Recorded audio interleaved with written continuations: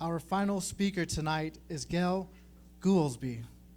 Gail holds master's degrees in professional counseling and educational leadership. She has over 25 years educational experience as a teacher, school counselor, and principal, including the K through 12 American school in Afghanistan.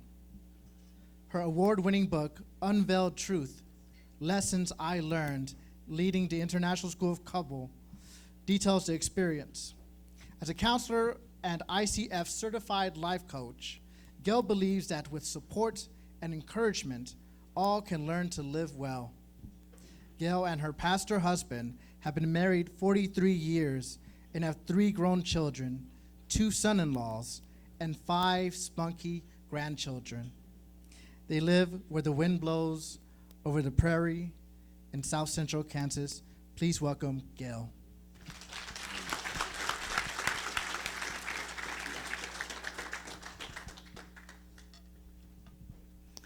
Thanks for hanging in here till the end.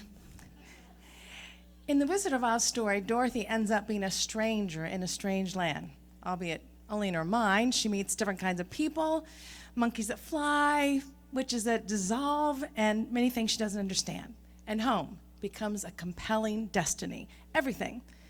In 2005, my husband and I left our Midwestern home and went to a strange place, and a strange place was Afghanistan. For 7 years, I served as the founding principal of the International School of Kabul, part of the USAID package under the George W. Bush White House. The events that got me to this place were not unlike Dorothy's tornado, scary, life-changing. 3 lessons I learned about how you create a sense of home in a new place are navigating culture, establishing a new identity, and building your new community. Afghanistan was a step back in time for me, like the end of the earth.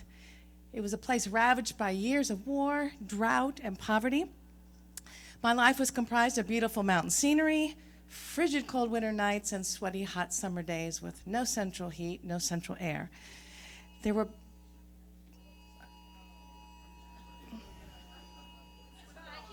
Okay, sounds like I'm back in Afghanistan. All right.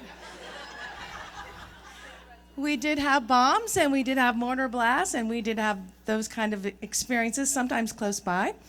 There were days with no electricity, days with no internet, days with no hot water, but I had one thing all the time: homesickness. I never drove or walked anywhere by myself, sometimes in an armored vehicle with an armed escort, with always the cumbersome headscarf. In the streets, we were assaulted by piercing male stares that never ceased, prevailing trash and odors, and the perpetual dirt on your feet, your hands, your face from the pollution and the constant dust.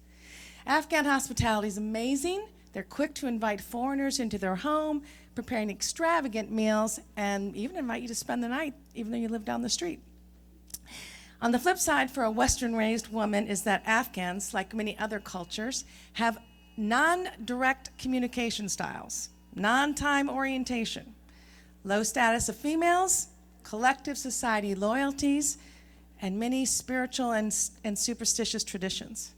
The school expectations, when you're running a school and you have kids who don't think you need to come every day, you don't raise your hand if you have a question, you don't understand grading procedures, and you don't come if you don't want to, because they're used to teachers not coming if they don't want to.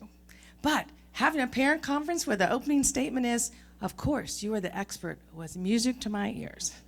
The lesson I learned is that not everything different in a culture is good or bad. Sometimes it's just different, and we should be willing to open up and learn about other cultures so we can relate to people in new and powerful ways.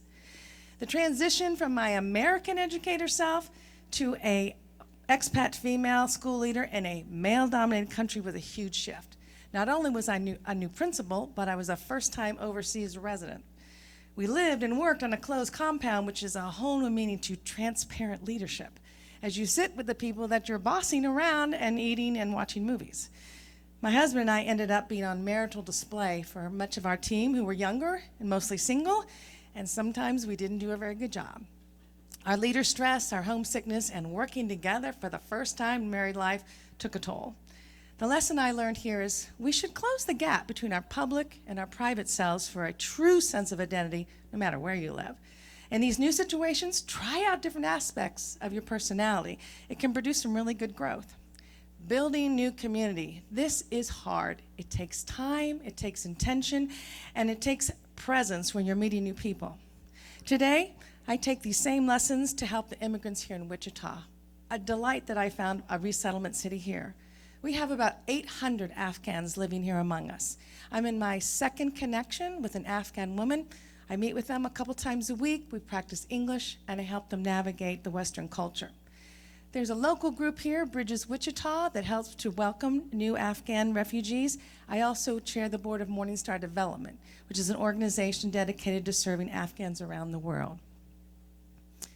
When I was doing my travel back and forth like a woman with two lives, every spring, every Christmas coming home to America, when I went through the passport control, they would always say, as they stamped it, "Welcome home." Every single time. I choked up and could hardly speak for a few minutes, because when you are somewhere strange, there really is no place like home.